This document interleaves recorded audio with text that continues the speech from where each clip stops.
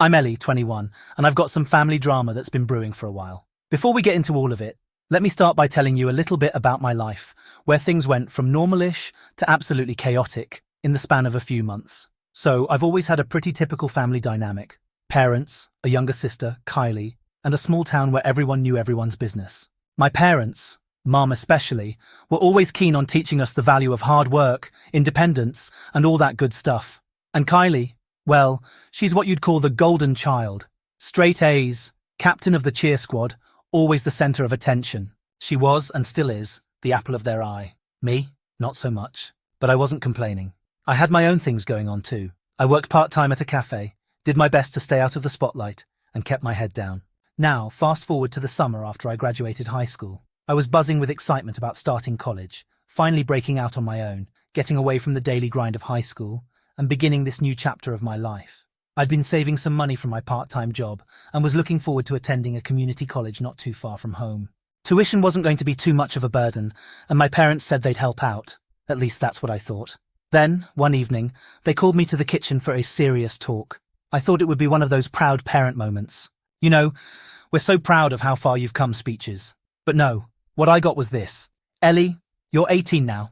It's time to be independent. My mum, with her usual calm demeanour, went on about how important it was for me to learn the value of money. And then came the bombshell. They weren't going to pay for my college. Not a penny for tuition. Not a dime for books or commuting costs. Oh, and my dad added, as casually as if he were talking about the weather, that I would need to start paying rent if I was going to stay under their roof. I'm not exaggerating when I say my stomach dropped. The only thing I could manage to get out was a confused, "Wait, what?" They explained how this was for my own good, to teach me responsibility. They didn't want me to feel entitled. Meanwhile, Kylie, my younger sister, was living her best life, free from any of this so-called responsibility. What could I say? I didn't want to make waves, especially when they had already made up their minds. I agreed, reluctantly, and started the job hunt. But deep down, I was angry. They had the money. I knew they did. But this was about control, not finances. I could see how everything was shifting, and there I was, expected to hustle and scrape by, while Kylie got everything handed to her on a silver platter. As I sat there, trying to process everything they had just dropped on me, I couldn't help but wonder, why me? What had I done to deserve this? The feeling of unfairness hit me like a freight train. But I wasn't going to let them see that. Instead, I nodded, made my plans to deal with it, and tried to push down the frustration bubbling up inside. If they wanted me to stand on my own, well, they were about to get a very clear lesson in how hard that really was. It didn't take long for the pressure to build. A few weeks after that talk, I'd already started feeling the full weight of their decision. College hadn't even started yet, but the demands were already piling up. The rent was due. My part-time shifts at the cafe were barely covering gas and books, let alone the other expenses they expected me to cover.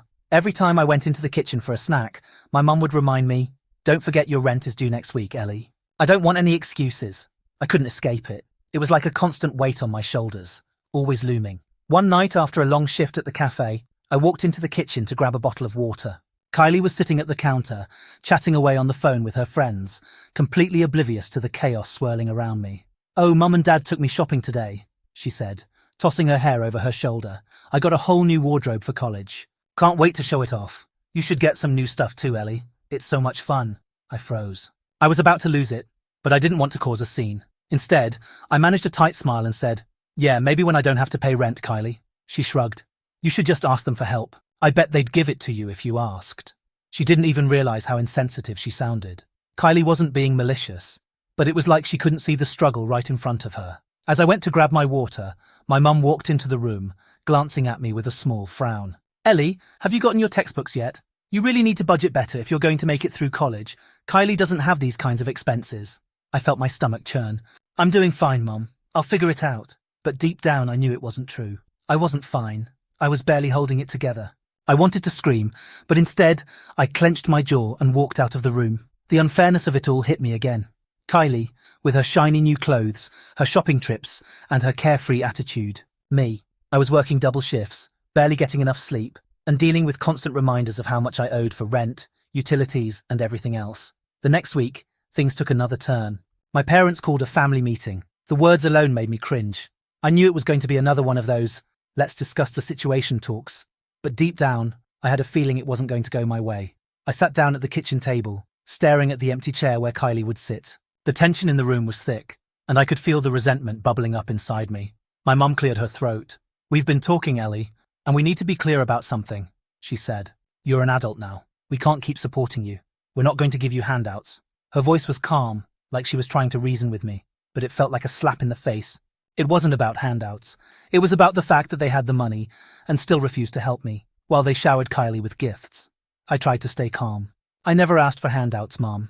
But it would have been nice if you'd helped me out with some basics, like books or gas. You know, things I can't afford on my own." Dad spoke up, his voice low and careful. "We're teaching you responsibility, Ellie. You need to learn how to budget." It hit me like a punch to the gut. They were teaching me responsibility by letting me struggle. They were acting like this was some life lesson when all it really was neglect. And then it hit me. They were treating me like a tenant, not a daughter. It wasn't even about the money. It was the complete lack of care, the lack of acknowledgement for everything I was going through. I leaned forward, my hands shaking with frustration. "What about Kylie?" I asked, my voice rising before I could stop it. "Why does she get a free pass? She doesn't even have a job, and you're treating her like she's royalty. I'm working my butt off, and you can't even help with textbooks." Mum looked at me like I was being unreasonable. "Kylie has different needs, Ellie. She's younger, and she needs more support right now." The words stung more than I wanted to admit. I stood up abruptly, my chair scraping against the floor. "Yeah, well, I need support too, but I guess that doesn't matter." I turned and walked out of the room before I could say anything I'd regret. My heart was racing, my mind spinning with anger and hurt. I wasn't asking for the world. I was just asking for a little fairness, a little recognition for all the work I was doing. But it wasn't coming, and it never would. As I walked down the hallway to my room, I couldn't help but wonder, why was I even still here? I knew what I needed to do. I needed to get out, but the fear of taking that first step was paralyzing. Could I actually leave? Could I afford to?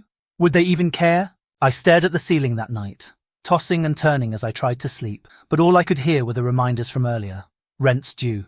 Kylie doesn't have these kinds of expenses. You need to learn to budget. It felt like I was suffocating in their expectations, and I was beginning to wonder how much longer I could take it.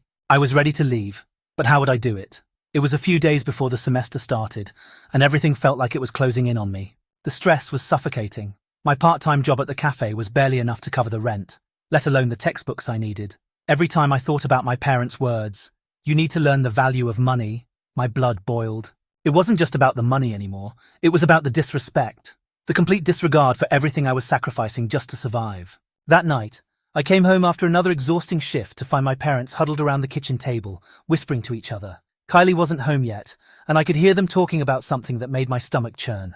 I walked past them, trying to make it to my room, but my mom's voice stopped me. "Ellie," she said, her tone unusually sweet. "We need to talk." I froze, my heart pounding. I already knew what this was about. Another lecture about responsibility, another reminder that I was on my own. But as I turned around, I noticed something was off. The look in my mum's eyes was different, less like a parent concerned for their child's future, and more like a business partner making a deal. "Mum, I don't have time for another speech," I muttered, turning to leave. But my dad spoke up. "It's about Kylie," he said quietly. "We've made a decision." I stopped in my tracks. "What decision?" Mom gave a tight smile. "We've decided we're going to pay for Kylie's tuition after all. She needs more support, especially now with everything going on with her new school and her transition." I blinked. "Wait, what?" "Don't act so surprised, Ellie," my dad continued. "Kylie's been working hard at cheerleading, and she deserves it. Plus, we've managed to get the money together." I stared at them, unable to process it at first. My hands were shaking. "So, you're going to pay for Kylie's tuition but not mine. You're going to pay for her, and I'm still paying rent and scraping by?" There was a long pause. My mom finally spoke, her voice cold and dismissive. "It's not about that, Ellie. It's about making sure Kylie gets a good start. You've always been independent. You don't need as much help." Something inside me snapped. All these months, I'd been working myself to the bone, juggling classes, a job and everything else, and they couldn't even give me the decency of acknowledging my efforts. They were treating Kylie like she was some delicate flower that needed constant watering, while I was left to wilt in the background. "That's it," I said, my voice shaking with a mixture of rage and hurt. "You've crossed the line." I didn't even care that Kylie wasn't there. The injustice of it all burned through me like a wildfire. "You've been lying to me this whole time, telling me I need to learn responsibility, teaching me how to live on nothing, while you throw everything at her. I've asked for help, just a little help, and you ignored me. You've been taking advantage of me and I'm done." I could see the shock on their faces, but I didn't care. I wasn't going to be their punching bag anymore. I grabbed my bag, yanked open the door, and without even looking back, I turned to them. "I'm done. I'm leaving." "Ellie, don't be dramatic," my mum called after me. but I was already halfway out the door. "This is your family. You can't just walk away." I didn't stop. I couldn't. I didn't even know where I was going at that moment, but I knew I couldn't stay there another minute. The anger, the heartbreak, the sense of betrayal, it was all too much. I had been holding it together for too long, pretending that maybe things would change, that they'd wake up and realize what they were doing to me. But now I knew the truth. They didn't care. They cared about Kylie, about keeping up appearances, about their own image. But me, I was just the one who paid rent. As I stepped out into the cool night air, I felt a strange mix of emotions: anger, relief, and, dare I admit it, freedom. My heart was pounding, but I knew this was the right thing. The next morning I called Grandpa Hank. He answered on the second ring. "Ellie, you okay?" he asked, his voice warm but concerned. "I'm leaving, Grandpa. I'm done with them," I said, barely able to get the words out through the lump in my throat. "I can't keep doing this. They're never going to see me. They're never going to treat me like I matter." There was a brief silence on the other end. Then, in his usual calm voice, Grandpa said, "Then come home, kiddo. I'm here for you. You don't need to carry this burden alone anymore." Tears welled up in my eyes, but I wiped them away quickly. For the first time in years, I felt like I wasn't alone. For the first time, I felt like I mattered. "I'm on my way," I said, my voice steady despite everything. "Thanks, Grandpa."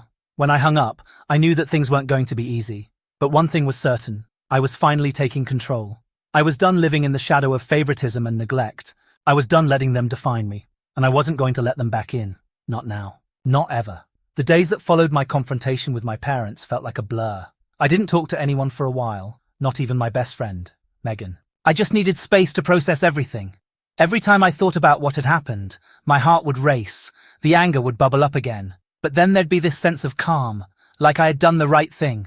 But that calm wasn't permanent. A week after I left, my phone was ringing off the hook. It was my mom, my dad, and even Kylie, leaving voicemail after voicemail. At first, I ignored them. I wasn't ready for the emotional bombardment, but when I heard my mum's voice crack with what sounded like genuine concern, I found myself breaking down. I played the message back a few times, trying to piece together how I felt about everything. The next morning, I gathered the courage to call my mom back. The moment she picked up, I knew it wasn't going to be easy. "Ellie," she started, her voice sharp, but beneath it I could sense her panic. "You've really gone and done it now, haven't you? You're being completely unreasonable. This is not how we handle family problems." I swallowed hard, holding back the tears that threatened to fall. "You don't get it, do you, Mom? You never did. You've treated Kylie like she's the only one that matters, and I'm just the one who's supposed to work hard and disappear into the background. I've been paying rent, covering my expenses, and getting through school, all while you keep throwing everything at her." I needed help too. Her silence on the other end of the line was deafening. I could almost hear the gears turning in her head as she tried to come up with some excuse. "Ellie, you're overreacting. Kylie is just a kid. She needs more support," she said, but her voice faltered. "Why can't you understand that?" I took a deep breath, feeling a surge of frustration. "I understand more than you think. You've been neglecting me for years, and you didn't even have the decency to tell me about the $50,000 you took from Grandpa's savings. You used it for Kylie, not me, and now you want me to come back like everything's fine?" I let out a bitter laugh. "You can't just erase the past with a phone call, Mom. You've made your choice." There was another long silence, and this time I could hear the quiet sobs in her voice. "I'm sorry, Ellie. I never meant for things to get like this. But it was too little, too late." The words were hollow now, and I couldn't keep pretending everything was okay. "I'm sorry too," I said, my voice firm. "But I'm not coming back. I'm building my life without you." I hung up, feeling a strange mix of relief and guilt. I hadn't expected the conversation to go so badly, but in a way, I was glad it had. I wasn't going to let them guilt-trip me anymore. I spent the next few days staying with Grandpa, getting my life back on track. I threw myself into the bakery operations, learning the ropes from Grandpa. He'd been a rock for me, and his unwavering support was exactly what I needed. Slowly, I started feeling like I was taking control of my future, something I hadn't felt in years. But even as I settled into this new routine, the weight of what had happened with my parents still lingered.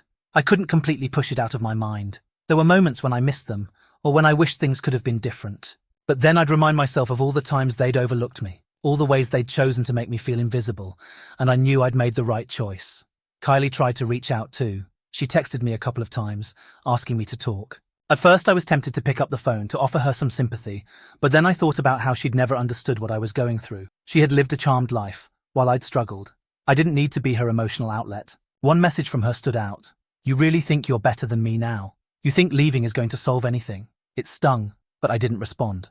I wasn't going to waste my time trying to explain myself to someone who'd never truly seen me. As the days turned into weeks, I focused on my future. I enrolled in a full course load and made plans to graduate ahead of schedule. Grandpa's bakery was starting to thrive with my help, and I was beginning to see a clear path ahead of me. No longer weighed down by my parents' expectations, I felt like I was moving forward at last. I did have moments of doubt. It wasn't easy. I'd sometimes hear my friends talk about their families, their support systems, and it hurt. But then I'd think about the future I was building and the people who were actually there for me. Like Grandpa, I wasn't just surviving anymore. I was finally starting to live, and that was enough.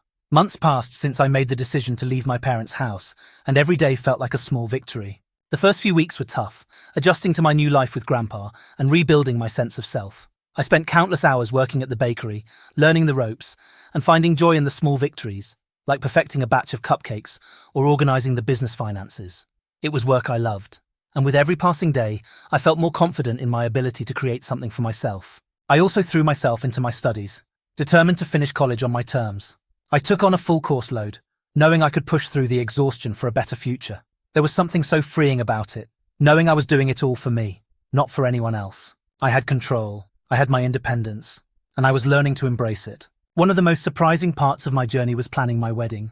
Jake and I had been together for a while, but I'd never really thought about the wedding details.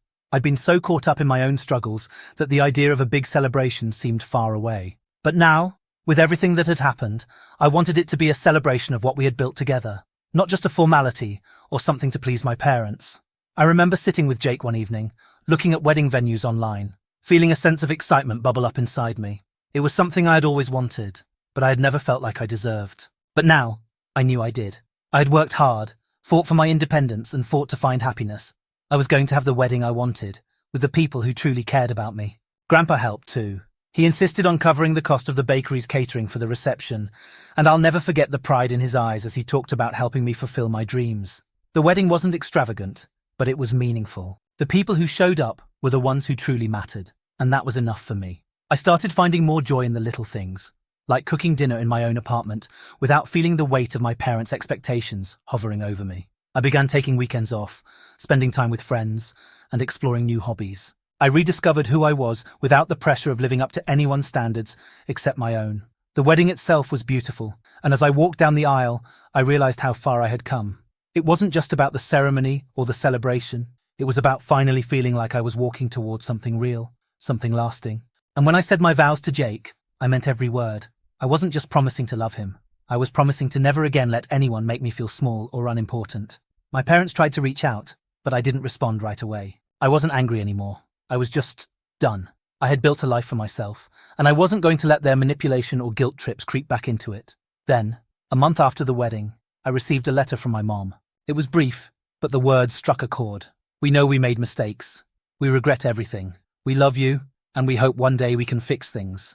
I didn't know how to feel at first. Part of me wanted to scream at them, tell them how much they had hurt me. But another part of me realized that this was something I didn't need to fix anymore. I had already fixed it for myself. I had learned that I could stand firm, that I could protect my own happiness, and that my worth didn't depend on their approval. So, I decided not to respond immediately. Maybe one day, we could have a conversation. But for now, I was focused on my life with Jake, on growing the bakery, and on continuing to build something real and lasting. I had learned the most important lesson of all. Self-respect and independence are non-negotiable. No one can take that from you unless you let them.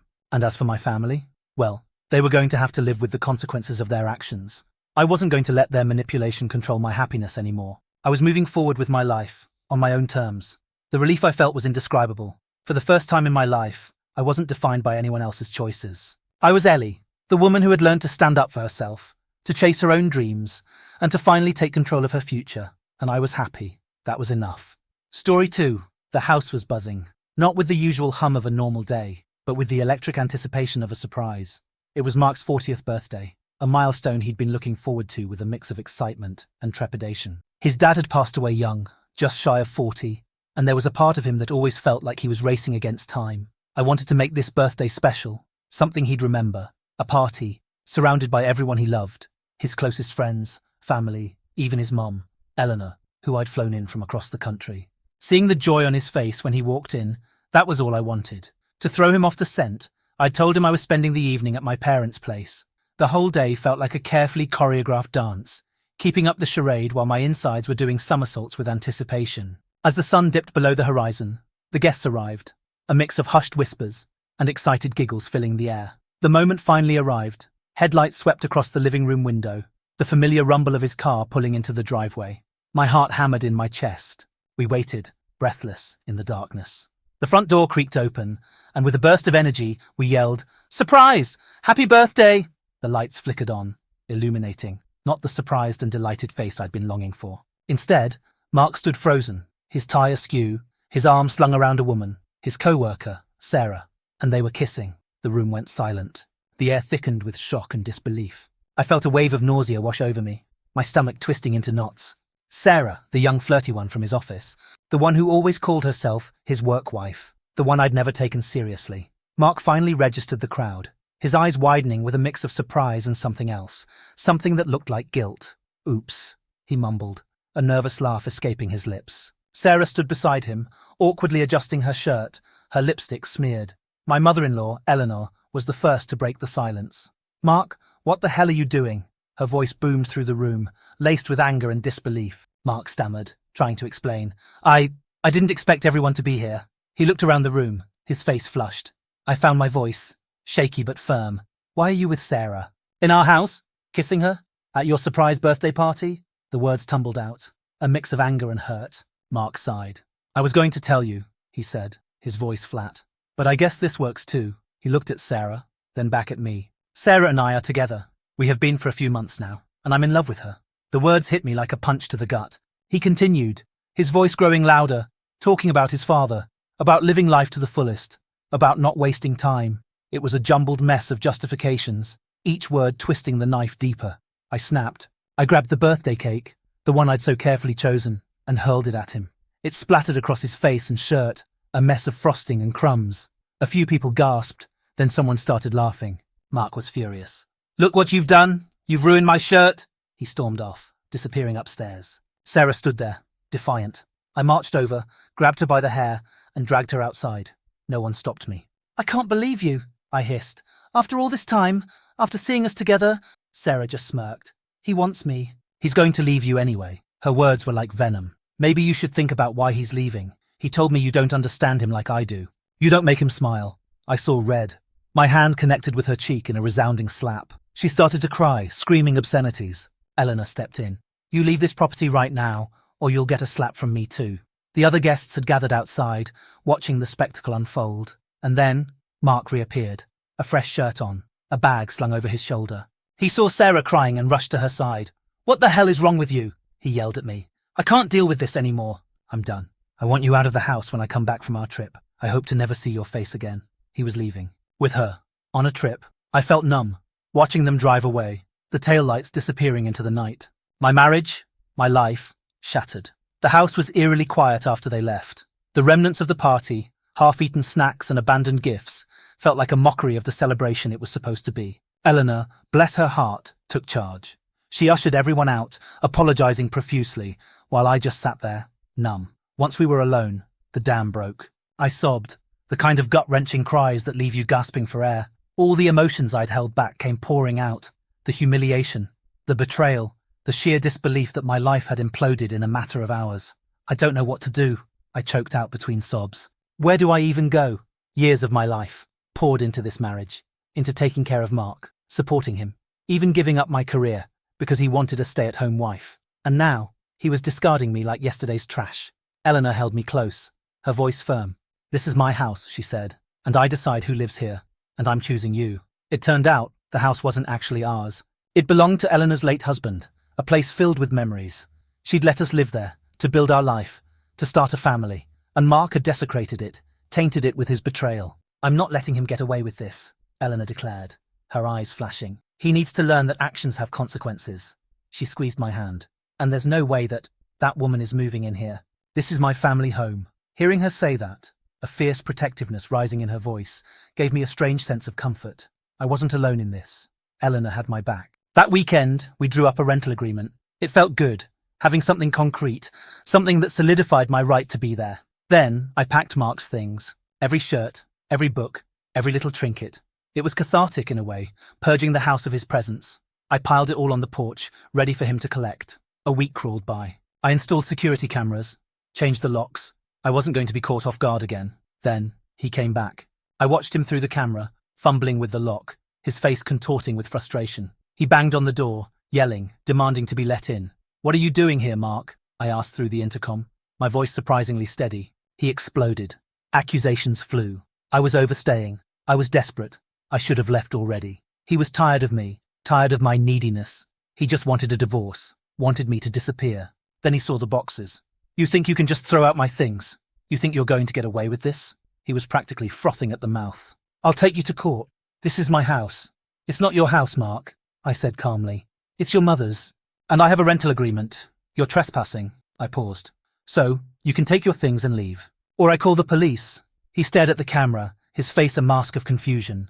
Then, fury erupted again. He pulled out his phone, no doubt calling Eleanor, his voice a mixture of pleading and anger. I could almost hear her on the other end, telling him the same thing. He raged. He kicked the boxes, spewing curses. He called me a thief, accused me of stealing his house.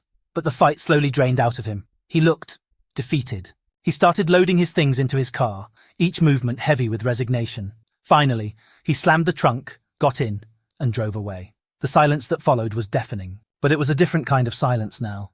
Not the stunned, shocked silence of betrayal. This was the silence of victory. The days after Mark left were a blur. There was a strange sense of calm, a quiet satisfaction in knowing I'd stood my ground. But it wasn't long before the voicemail started. Mark and Sarah, each message laced with bitterness and resentment. Sarah called me a witch, ranting about how I'd stolen their dream of living in the house. Mark, apparently holed up in a motel, was miserable. It was a twisted sort of validation, hearing their anger, knowing they hadn't gotten away with it scot-free. But I wasn't going to let them consume my thoughts. I had a life to rebuild. I started by focusing on the divorce. Mark might have thought he could walk away without consequences, but I was determined to make him pay. Literally. He'd made a good living over the years, and I'd never seen a dime of it. No vacations, no fancy dinners, not even a birthday present worth remembering.